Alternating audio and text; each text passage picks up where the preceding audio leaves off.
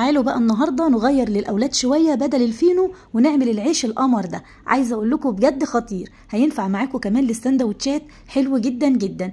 قد ايه هاش وطري يا جماعه وخطير، وكل الكميه اللي قدامكم دي هنعملها ب4 كوبايات من الدقيق. هنعمل العيش القمر الصغنون الجميل ده. بجد بجد ولادك هيسيبوا الفينو وهيمسكوا في العيش ده، خطير وهتعمليه مفيش 10 دقايق. يلا بينا يا ست الكل، ما تنسينيش بس بلايك وشير للفيديو، ويلا بينا نسمي بالله ونصلي على رسول الله ونبدا في وصفتنا.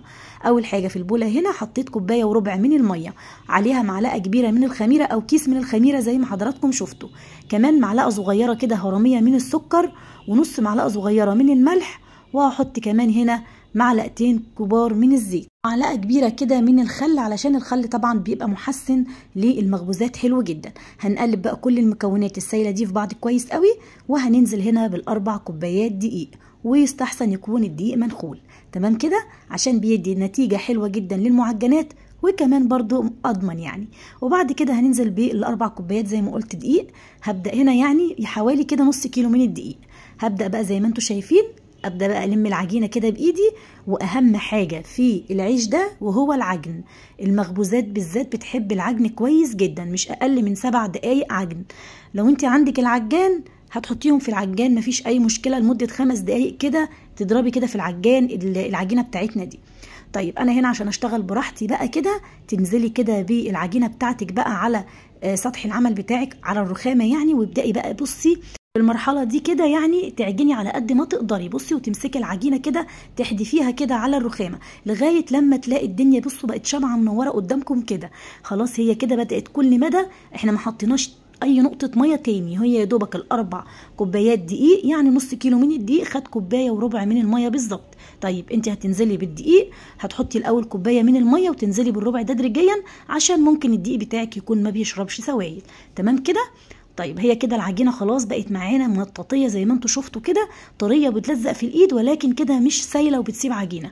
هنبدا هنا ندهن البوله بتاعتنا رشه بالدقيق كده، وهنحط العجينه بتاعتنا ونقفلها كده بفوطه المطبخ او بورق الاسترتش راب، ونسيبها كده مش اقل من ساعه الا ربع تخمر زي ما انتم شايفين بالشكل ده. طبعا خمرت معانا وبقت ما شاء الله زي ما انتم شايفين، العجينه رهيبه بجد، مطاطيه معانا وزي الفل، ودي حاجه تثبت لك ان انت عملتي العجينه المظبوطه. طيب هتبداي هنا تجيبي بقى هنا صينيه او اي حاجه كده تشكلي عليها العجينه، تديها بس ايه رشه بالدقيق بسيطه، وهنبدا كده نشكل العجينه بتاعتنا على شكل كرات صغيره بالشكل ده. طبعا هنا بقى حسب بقى العيش اللي او الرغيف اللي انت عاوزاه، حسب رغيف العيش اللي انت عاوزاه حسب حجمه ايه تمام.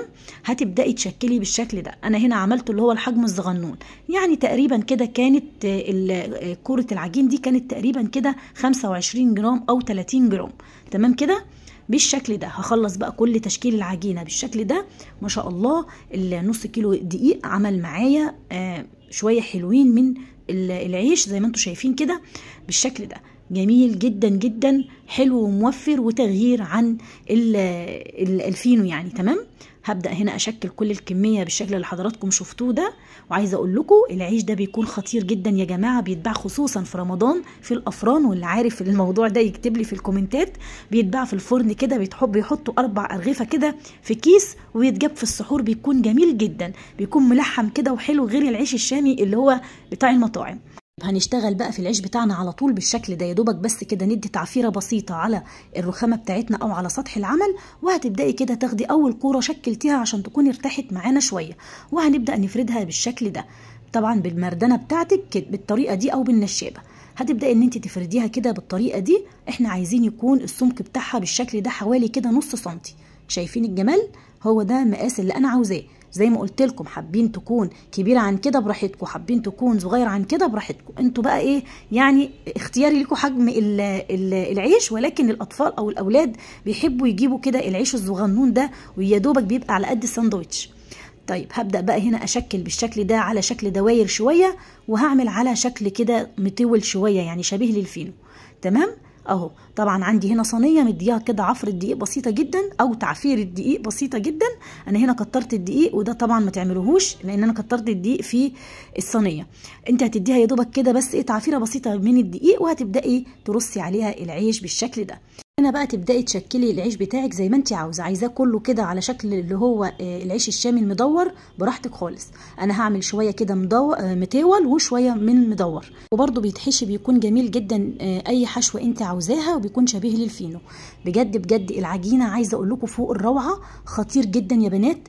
عايزه اقول لكم طعمه وريحته والعجينه هشه جدا، بجد خطير. هتجربوه هتكتبوا لي بنفسكم رايكم في الكومنتات. بصوا بقى هنا بعد تشكيله سبته حوالي بس 10 دقايق يرتاح، وبالصينيه كده يتدخليه الفرن على درجه حراره 200 في الرف الاوسط لمده 10 دقايق ربع ساعه، وتبداي تتابعي السوا، او على النار كده من فوق، وده كان اسرع ليا بصراحه.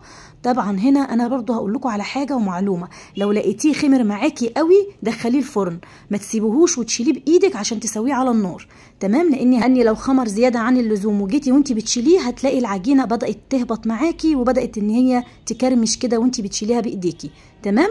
انا هنا الحمد لله عملته برضو، بس طلع الحمد لله كويس زي ما انتم شايفين. بصوا بيقب معايا ازاي وزي الفل، وبيرتفع معايا ازاي، جميل وصغنن وقمر وحاجه كده خطيره. عايزه بقى تدخليه الفرن براحتك خالص، عايزه تسويه كده زي ما انت شايفه براحتك. زي ما قلت لك هتسيبيه بس حوالي 10 دقايق بالكتير قوي بعد التشكيل، ما تسيبوهوش ساعه ونص ساعه، لا هيخمر معاكي قوي. لو انت عايزه تسويه على النار من فوق عشان تقدري تشيلي الرغيف وتحطيه على الطاسه او صينيه او اي حاجه بتحبي تسوي فيها بالشكل ده، وهتبداي اللي يطلع من على النار على طول تحت كده فوطه المطبخ وتغطيه عشان يفضل طري معاكي وجميل. بصوا هنا الجمال بجد تحفه، مش هياخد منك ثواني، شكله بجد خطير جدا، ولا ريحته بقى كانت قلبة الدنيا، بجد حاجه كده خير في البيت وحاجه جميله جدا. بصوا ما شاء الله عليه صغنون وجميل. وعايزه اقول لكم هنا يعني تقريبا كده نصه اتاكل اصلا، وعملت للولاد بقى فطروا منه ومشي، وقلت بقى اقدم لكم هنا الفيديو.